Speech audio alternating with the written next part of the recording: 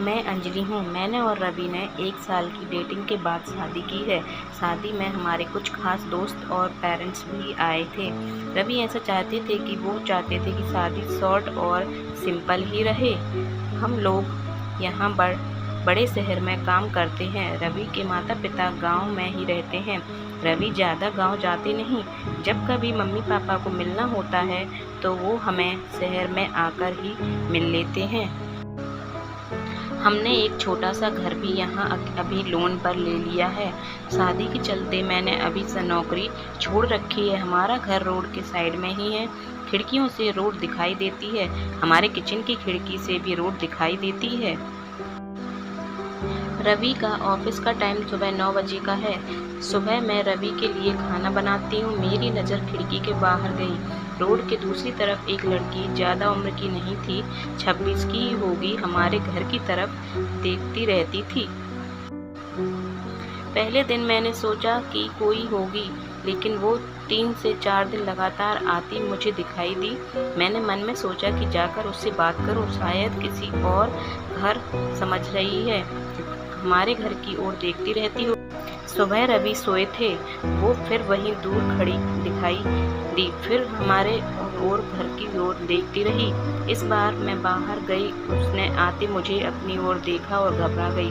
मैंने पूछा, क्यों? आपको क्या परेशानी है? आप किसे ढूंढ रही हैं? वो घबराई हुई बोली, रवि यहीं रहता है। मैंने बोला, हाँ। आप कैसे जानती हैं? वो इतना सुनकर घबरा कर चली गई। मैंने पीछे से उसे आवाज़ दी पर उसने सुना नहीं। मैं अपने घर में वापस आ गई। आने पर रवि पूछा, कहाँ गई थी? मैंने बोला, पता नहीं, एक लड़की है, वो हमारे घर की तरफ देखती रहती है और मैंने जब जाकर उससे पूछा तो तुम्हारा नाम भी जानती है। तुम किसी गोरी सी सुंदर लड़की को जानते हैं? रवि यह सुनकर भड़क गए। बोले, पागल हो क्या? कोई कुछ भी बोलेगा तुम मान लोगी क्या? लेकिन यह सुनने के बाद रवि के चेहरे का रंग जरूर उड़ गया था। मेरे भी दिमाग में कुछ कुछ चलने लगा। रवि जब शाम को आए तब मैंने इस विषय में कोई बात नहीं की। अगले दिन सुबह उठी तो रवि पहले से उठ गए थे। मैं किचन में गई तो किचन की खिड़की लगी हुई थी और बड़ी मुश्किल से खोलने पर खुलती थी। मैं कोशिश कर रही थी कि लेकिन ऊपर वाली कुंडी मुझसे नहीं खुली। मैं हमेशा नीचे की कुंडी से खिड़की लगाती थी, लेकिन आज खिड़की की ऊपर वाली कुंडी भी लगी थी। मैंने कैसे भी कुंडी खोली और खिड़की खोली तो देखकर हैरान रह गई। रवि उस लड़की से वहां जाकर उससे बात कर रहे थे। वो उस पर चिल्ला और गुस्सा कर रहे थे। लड़की रो रही थी और रवि ने उसे उंगली दिखाकर जाने को कहा। यह सब देखकर मैंने खिड़की बंद कर दी ताकि रवि को लगे कि नहीं, मैंने उसे यह करते देखा है। रवि फिर घर में आ गए। मैंने ऐसे जताया जैसे कि मैंने कुछ नहीं देखा। अब मुझे ना जाने कैसे कैसे ख्याल आने लगे। रवि मुझसे क्या छिपा रहे हैं? रवि शादी करके कोई गलती तो नहीं की? आखिर वो कौन लड़की थी? रवि के जाने के बाद मैंने रवि के सारे दोस्तों को, जिन्हें मैं जानती थी, उन्हें फ़ोन किया, लेकिन किसी को भी उस लड़की के बारे में नहीं पता था। मेरी समझ नहीं आ रहा था कि हो क्या रहा है। रवि से पूछना चाहती थी, लेकिन मुझे पता था कि वो झूठ ही बोलेगा। उसके बाद मैंने उस लड़की को घर के आसपास नहीं देखा। यह सब सोचते सोचते मेरी तबीयत बिगड़ने लगी। रवि मुझे बोलता था कि क्या हुआ, अपना ख्याल रखो, डॉक्टर के पास जाओ, लेकिन अब मुझे उसकी बातें बिल्कुल अच्छी नहीं लग रही थीं। एक दिन जब मेरी हालत ज़्यादा खराब हुई तो मैं ऑटो लेकर पास के अस्पताल गई। डॉक्टर से अपनी दवाई लेने के बाद अस्पताल के पार्क में बैठी थी। अस्पताल में मुझे वो लड़की फिर दिखाई दी। उसने देखते ही जैसे मेरी बीमार का पता नहीं कहाँ भाग गई, उसके पास तेज़ल कर जा गई और उसका हाथ पकड़ लिया और उसे बोला, तूने मेरी ज़िंदगी में उथल पुथल मचा दिया है। बोल, उस दिन क्या कर रहा था रवि तुझसे? क्या रिश्ता है तेरा मेरे पति से?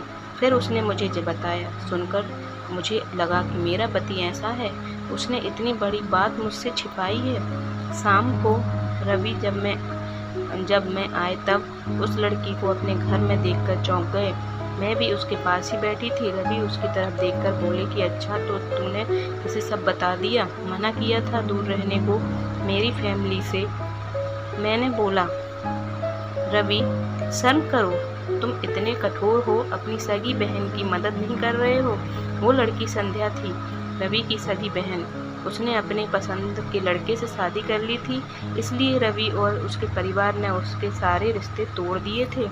रवि ने कहा कि मेरी कोई बहन नहीं है। मैंने कहा इसका पति अस्पताल में है, इसे रुपयों की ज़रूरत है। बहन नहीं तो इंसानियत के नाते ही तुम इसकी मदद करना चाहिए थी। अपनी और पसंद की लड़की से शादी तो तुमने भी की है, फिर जो नियम इसके लिए हैं तुम्हारे लिए क्यों नहीं हो सकते?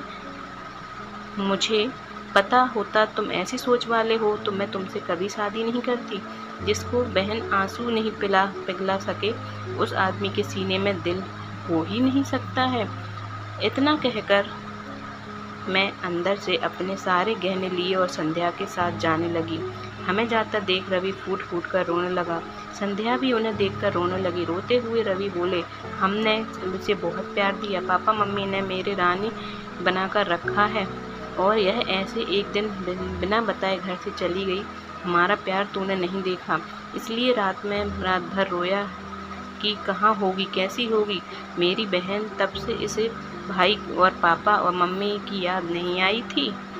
अरे मुझसे कहती तो क्या करना है, ऐसी ही चली गई थी ना, अब क्यों आई है? बहन भी बोली, भैया मुझे लगा आप लोग नहीं मानेंगे। उन दिनों भाई बहन को रोते देख मेरी आंखें भी भर आईं, पर आंसू के साथ जैसे गीले शिकवे सब खत्म हो गए। वो खुद अस्पताल गए, संध्या के साथ मम्मी पापा को भी बुलाया। दोनों ने बेटी को बड़े प्यार से गले लगा लिया।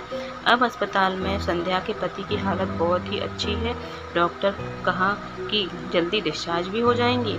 रवि की आंखों में मुझे एक अलग सुकून अब सब देखने को मिल रहा था। रवि ने संध्या को कहा, सब अब कुछ करेगी तो माफ़ नहीं करूँगा, हमेशा मेरी प्यारी बहन बन के ही रहना होगा तुझे। जिंदगी बहुत छोटी है, आपके अहंकार में इतना सुकून नहीं है जितना कि माफ़ कर देने में है।